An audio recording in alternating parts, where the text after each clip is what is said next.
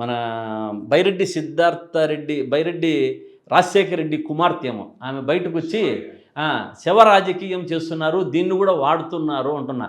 అమ్మ మీకు నేను ఒకటే చెప్తున్నా తల్లి, మీ కాన్స్టిట్యున్సీలో కూడా ఫస్ట్ మీరు ఇమీడియట్గా బెల్ట్ షాపులు తీయించే ఏర్పాటు చేసి మీరు మాట్లాడితే అప్పుడు బాగుంటుంది, కానీ లేకుంటే దయ్యాలు వేదాలు వల్లించినట్టుంటుంది అనేది వాస్తవము. ఆ శబరి గారు మాట్లాడడంలో చాలా హాస్యాస్పదంగా ఉంది. అంటే జరిగిండేది కర్నూలు జిల్లాలో, మీ ఏరియాలోనే మీ కాన్స్టిట్యున్సీలోనే బెల్ట్ షాపులు నడుస్తున్నాయి.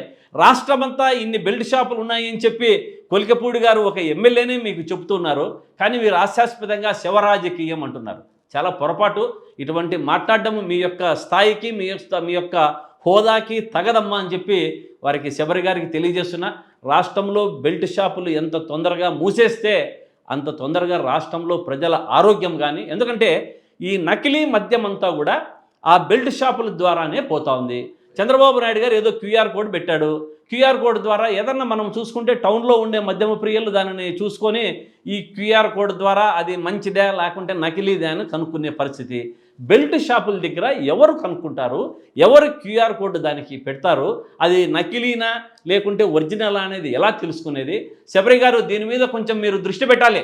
రాష్ట్రంలో ఉన్నటువంటి బెల్ట్ షాపులంతా తీసేసే విధంగా మీరు దేశ ప్రధాని గారితో చెప్తారో, మీరు ఇక్కడ ఉన్నటువంటి బీజేపీ పార్టీ అధికార ప్రతినిధితో చెప్తారో, వారు ఏదైనా సరే రాష్ట్రంలో బెల్ట్ షాపులు తీసేటట్టుగా ఒక ఉద్యమము తీసుకొచ్చే విధంగా మీరు కూడా ముందుకు పోండి. అప్పుడు మీలోని పారదర్శకత మీరు మాట్లాడడానికి, మీరు చెప్పడానికి బాగుంటుంది. కానీ అంతవరకు మీరు చెబితే ఎవరు నంబరు. రాష్ట్రంలో మన నకిలీ మద్యము బెల్ట్ షాపుల ద్వారా ఏరులై పారి ఇటువంటి టికెట్లు కొన్న వాళ్ళు కింద కౌన్సిలర్ స్థాయి నుంచి కానీ మీరు అమ్ముతున్నారు. ఇప్పుడు మన కొలికపూడి చెప్పారు, కౌన్సిలర్కు కార్పొరేటర్కు ఎంతెంత డబ్బులు ఇచ్చాము అన్నది. అదేవిధంగా వారు కొన్నారంటే వారు ఏమైనా చేసుకోవచ్చు అని. అంటే ఇప్పుడు రేషన్ బియ్యం అంతా కూడా ఒక మధ్యవర్తి ద్వారా చిన్ని గారు పెట్టారు అని చెప్తున్నారు. ఆ రేషన్ బియ్యం అంతా బయటికి పోవడానికి లేదు. అటువంటి కార్యక్రమాలంతా ఆపండి.